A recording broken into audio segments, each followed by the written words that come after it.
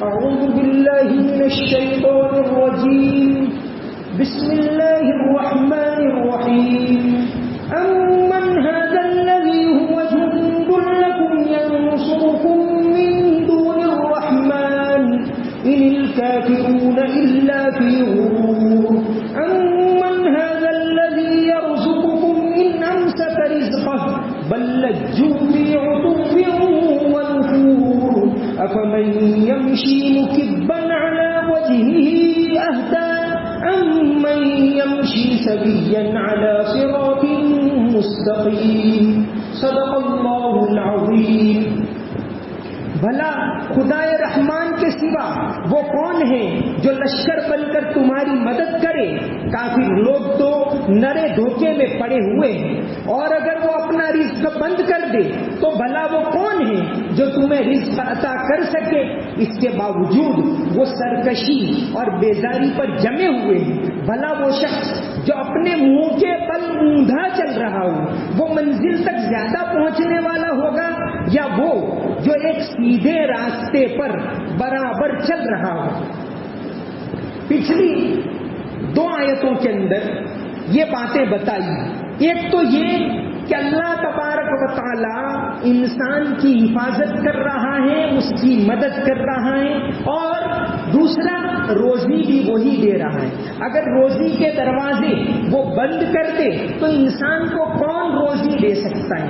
کون یہ پانی برسا رہا ہے صدیوں سے؟ کون اناج اگا رہا ہے؟ کون جنگلوں میں درخت اگا رہا ہے؟ یہ بات اس کے باوجود اور اللہ کی قدرت کی نشانیوں کے جاننے کے باوجود یہ لوگ نہیں مانتے.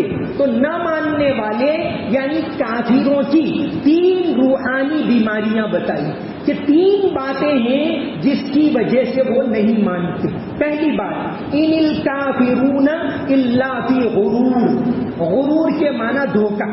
روحانی ایک تو بیماری جسمانی ہوتی، جسمانی بیماری کا ہمیں پتہ چلتا ہے کہ بھئی فلاں کو کینسر ہو گیا، فلاں کو ٹائیفائڈ ہو گیا، فلاں بیماری ہو گئی، اس کا علاج کرواؤ. علاج کروانا چاہیے. اللہ کے نبی صلی اللہ علیہ وسلم نے صحت کے بارے میں جو اصول بتائے ہیں وہ کسی اور دین نے نہیں بتائے.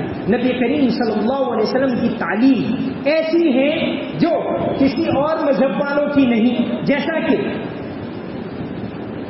ابھی یہ کورونا کا زمانہ چل رہا تھا، اس وقت ایک ڈاکٹروں کی ٹیم آئی تھی پولن بازار کے اندر، اور سمجھانے کے لیے انہوں نے دیکھا کہ بھئی یہاں تو بغیر ماسک کے گھوم رہے ہیں، یہ ہوگا، ہم کو یہ ہو جائے گا، وہ ہو جائے گا. ساری بات چیت ہوئی. میری بھی ڈیوٹی تھی ان کے ساتھ، تو سنتے رہے ہم لوگ. پھر سننے کے بعد انہوں نے کہا کہ بھئی یہ اتنے زیادہ بے خوف ہو کر کیوں گھوم رہے ہیں؟ ہم نے کہا کہ دیکھو وائرس کہاں سے اٹیک کرتا ہے؟ کہا ناک کے ذریعے. ہمارے دین نے یہ تعلیم دی صرف یہ وائرس نہیں، کوئی بھی وائرس سب سے پہلے ناک سے اٹیک کرتا ہے. ہمارے دین نے تو یہ تعلیم دی ہے کہ روزانہ 5 مرتبہ ناک کو صاف کرو، پانی سے صاف کرو. یہ تعلیم دنیا کے کسی بھی مذہب میں گارنٹی کے ساتھ نہیں. خیر ایسی تو بہت ساری باتیں ہیں. تو دین اسلام نے حفاظت کا ذریعہ بتایا ہے. وہ ایک تو جسمانی، ایک روحانی بیماری. اللہ والے روحانی بیماریوں کے علاج کی طرف توجہ دلاتے ہیں. تو اس میں کیا آیا؟ غرور. ان الکافرون الا فی غرور، کہ دھوکہ. بس یہ دنیا کی زندگی ہے، پھر کچھ نہیں، آئے گئے مرے ختم. یا یہ دھوکہ کہ ابھی تو بہت لمبی زندگی ہے، توبہ کر لیں گے. یا تو سراسر دھوکے میں پڑے ہوئے کہ آخرت کو مانتے ہی نہیں. یا یہ دھوکہ کہ کر لیں گے. دنیا کے اندر انسان ایسا آرزوؤں میں الجھا ہوا ہے. آدمی کے پاس اگر ایک بائک ہو تو وہ کار کی تمنا کرتا ہے، اور کار ہو تو وہ BMW کی تمنا کرتا ہے، اور BMW ہو تو 2 کاریں ہو جائے اس کی تمنا کرتا ہے. واقعی حدیث شریف میں یہ بات صحیح بتائی کہ انسان کا پیٹ تو قبر کی مٹی ہی بھرے، بس وہ سوائے کہ اللہ تبارک و تعالی جس کو ہدایت دے. تو ایک تو یہ دھوکے میں پڑنا، انسان ایسا دھوکے میں الجھا ہوا ہے کہ اس سے وہ آخرت سے بالکل غافل ہے. آرزوؤں کو مٹائیں تو مٹائیں کیوں کریں؟ ایک مٹتی ہے تو ایک اور جمع ہوتی ہے، کہ ایک تمنا پھر دوسری، پھر میرا بیٹا اچھا ہو جائے تو کل نو پھر شادی ہو جائے، پھر یہ کر، بس اسی میں الجھتا رہتا ہے.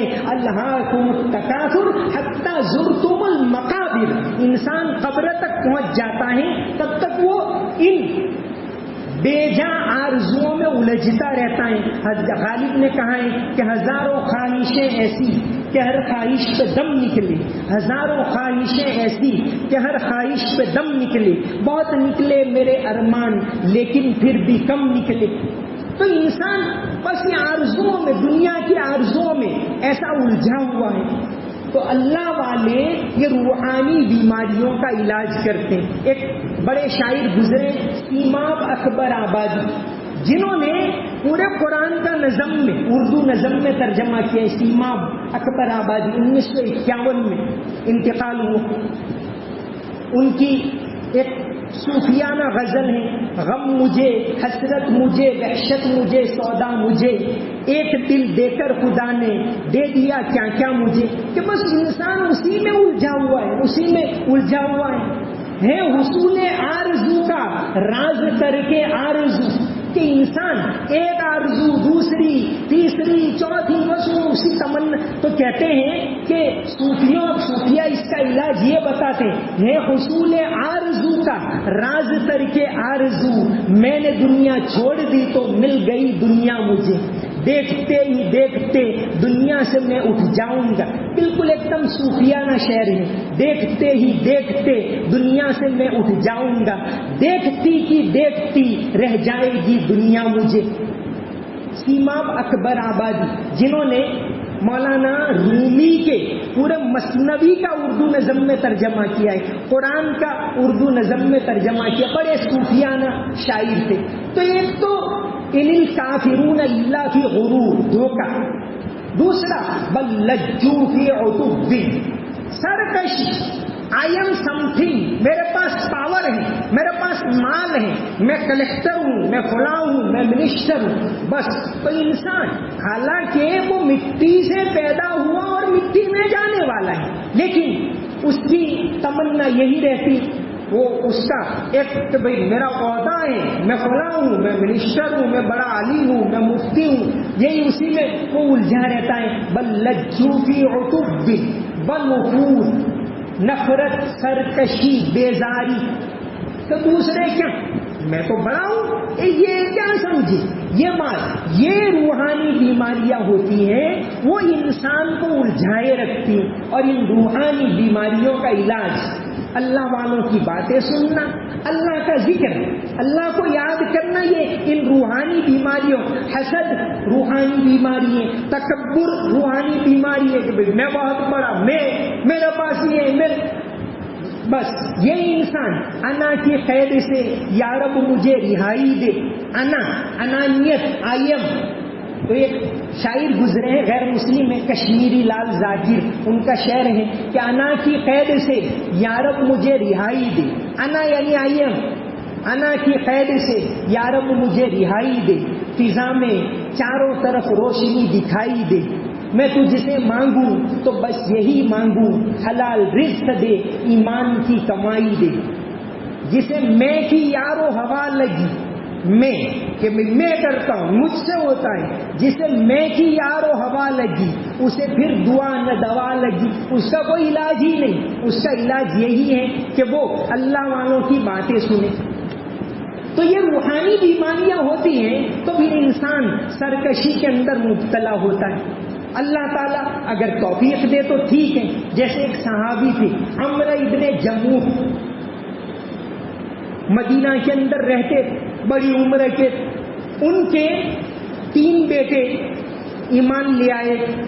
ان کے 3 بیٹے تھے، معاذ، معوذ اور خلاد، اور ان کی بیوی. نبی کریم صلی اللہ علیہ وسلم ابھی ہجرت کر کے مدینہ گئے نہیں تھے کہ مدینہ میں دعوت کا کام چل پڑا تھا. مصعب ابن عمیر ایک بڑے دائی تھے مدینہ میں، اور دوسرے بھی تھے صحابہ کے.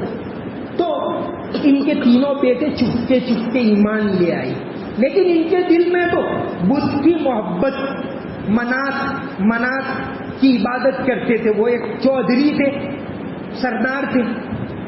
تو ان کے بیٹے بھی مسلمان ہو گئے، بیٹوں نے سمجھایا تو ماں بھی مسلمان ہو گئی، لیکن باپ کو پتا نہیں.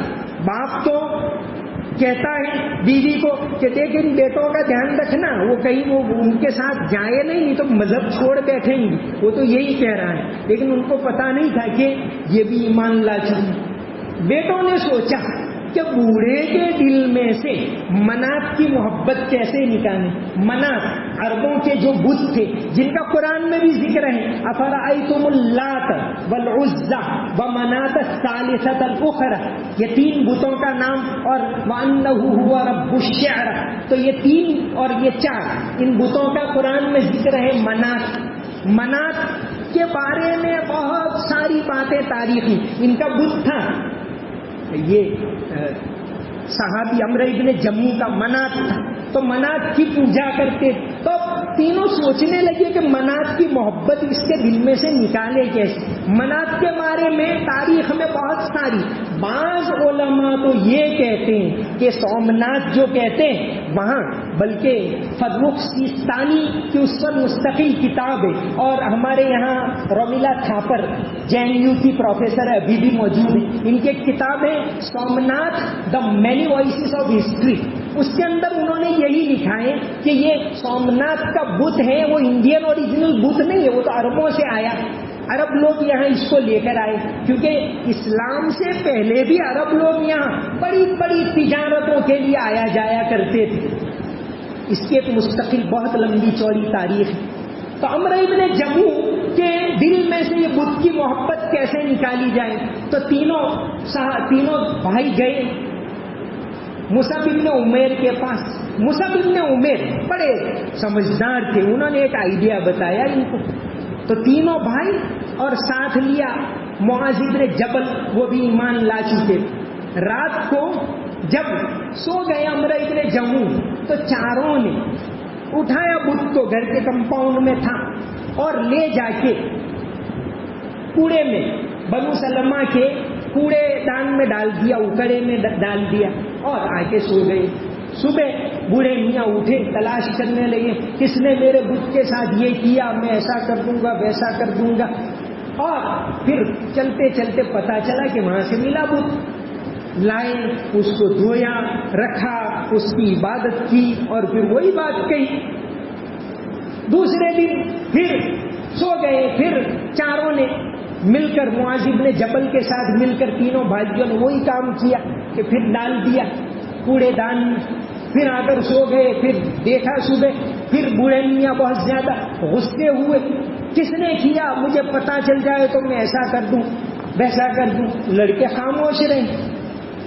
تیسرے دن یعنی 2-4 روز کے بعد موقع پا کر اس مرتبہ لڑکوں نے کوڑے میں نہیں بلکہ گندے پانی میں ہی سیدھے ڈال دیا.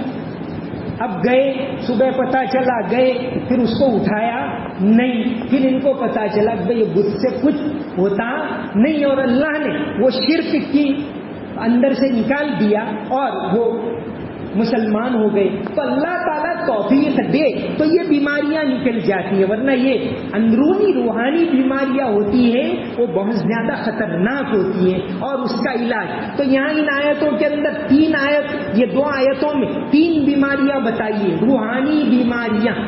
ایک تو بتائی سرکشی، عتب، نفور کے بیزاری. تو دوسرے کیا جانے میں بڑا، یہ ایک بیماری ہوتی ہے، جیسا عہدہ ہوتا ہے، مال ہوتا ہے تو یہ چیز آ جاتی. نبی کریم صلی اللہ علیہ وسلم کی زندگی بالکل سادگی والی. کیسی سادگی والی؟ ایک صحابی کا واقعہ آتا ہے.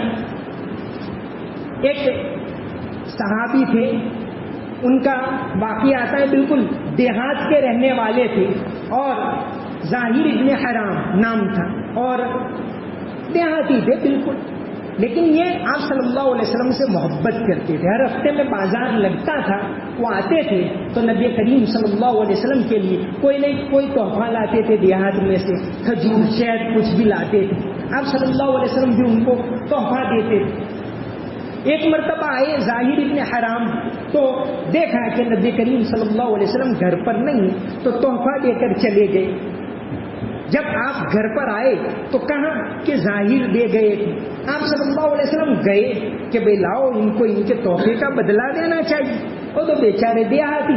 تو آپ گئے تو بازار میں، ہفتہ واری بازار لگتا تھا مدینہ میں، تو وہاں یہ بیچ رہے تھے کہ بھئی 1 ریال فلاں کا ایسا چلا رہے تھے۔ آپ صلی اللہ علیہ وسلم گئے اور چپکے سے پیچھے سے آنکھیں دبا دی۔ آپ کی یہ سادگی، آنکھیں دبا دی۔ وہ بولنے لگے کون ہے کون ہے؟ آپ صلی اللہ علیہ وسلم خاموش رہے۔ پھر آپ بولے کہ بھئی کسی کو یہ غلام لینا ہے 5 ریال میں، 5 درہم میں۔ تو پتا چلا کہ یہ تو اللہ کے نبی ہیں۔ تو کہا حضور آپ کو نقصان ہوگا، مجھے کوئی لیتا ہوگا، خریدتا ہوگا۔ تو یہ سادگی تھی آپ صلی اللہ علیہ وسلم کے اندر۔ تو دین اسلام کے اندر یہ تکبر ہے، حسد ہے، یہ بیماریاں، ہم ظاہری بیماریوں کو سمجھتے، ظاہری عبادت کو ہم سمجھتے کر لیتے۔ قرآن کا فرمان وَذَرُوا ظَاهِرَ الْإِثْمِ وَبَاطِنَهُ، کہ جس طرح ظاہر کی بیماریاں، تم ظاہر کے گناہ تم چھوڑتے تھے، اندر کے گناہ کو چھوڑو۔ کسی کو حقیر سمجھتے اس کو چھوڑ دو، کسی سے حسد کرتے اس کو چھوڑ دو، تکبر ہے اس کو نکالو۔ یہ بیماریاں نکلے گی تو اندر ایمان جمے گا۔ تو ان 2 آیتوں کے اندر یہ بات ہے۔ اب اس کے بعد کی جو آیتیں افمن یمشی مکبا علی وجہہ اہدی امن یمشی سویا علی صراط مستقیم، جو شروع میں دوسری آیت آئی تھی زندگی کا فلسفہ، کہ اللہ تبارک و تعالیٰ نے خلق الموت والحیات، موت اور زندگی اس لیے بنائی تاکہ انسان کو آزمائے۔ تو یہاں یہی بات ہے کہ افمن یمشی مکبا علی وجہہ اہدی، کہ ایک آدمی اپنے منہ کے بل رینگتا ہے، چلتا ہے، وہ اچھا کہ امن یمشی سویا، جو 2 پاؤں پر سیدھا چلتا ہے۔ مثال یہ دی کہ انسان کا ایک ٹارگیٹ ہوتا ہے، ایک انسان ہے دنیاوی اعتبار سے بڑی سوجھ بوجھ ہے کہ میں بہت کما لوں، روپے حاصل کر لوں، اچھی عورت سے شادی کر لوں، اس کا ٹارگیٹ ان ہی الا حیات الدنیا۔ تو ان کو فرمایا کہ یہ تو جانوروں جیسی زندگی ہے، اولئک کالانعام بل هم اضل، انسان کا ٹارگیٹ تو اس سے بہت اونچا ہے، وہ اشرف المخلوقات ہے۔ یہ کھانا پینا جنس یہ تو حیوانات کے اندر، جانوروں کے اندر بھی انسان کا مقام تو اس سے بہت اونچا ہے۔ بہرحال یہ آگے کی آیت کے اندر یہ بات بتائی گئی ہے، وما علینا الا البلاغ المبین۔ اللهم صل على محمد وعلى ال محمد وبارك وسلم ربنا آتنا في الدنيا حسنة وفي الآخرة حسنة وقنا عذاب النار رب اغفر وارحم وتجاوز عما تعلم إنك أنت العز الأكرم۔ یا اللہ ہمارے گناہوں کو معاف فرما، یا اللہ ہماری غلطیوں کو معاف فرما، یا اللہ تمام قصوروں کو معاف فرما، یا اللہ مغفرت کا مہینہ چل رہا ہے، مغفرت کا عشرہ چل رہا ہے، یا اللہ ہمیں معاف کر دے، ہماری تمام غلطیوں کو معاف کر دے، یا اللہ ہمیں تیرا خوف نصیب فرما، تیری عبادت کرنے کی توفیق عطا فرما، یا اللہ ہم جو ٹوٹی پھوٹی عبادت کرتے ہیں اس کو قبول فرما، یا اللہ ہر طرح کی روحانی بیماریوں سے حفاظت فرما، یا اللہ تکبر سے، جھوٹ سے حفاظت فرما، دوسروں کو حقیر سمجھنے سے حفاظت فرما، یا اللہ تمام روحانی بیماریوں سے حفاظت فرما، جسمانی بیماریوں سے حفاظت فرما، یا اللہ تندرستی عطا فرما، کسی کا محتاج نہ بنا، یا اللہ عافیت کے ساتھ تیری عبادت کرنے کی توفیق عطا فرما، یا اللہ ہمیں اور ہمارے گھر والوں کو، یا اللہ ہمارے رشتہ داروں کو ہر طرح کی بیماریوں سے محفوظ فرما، تندرستی عطا فرما، عافیت کے ساتھ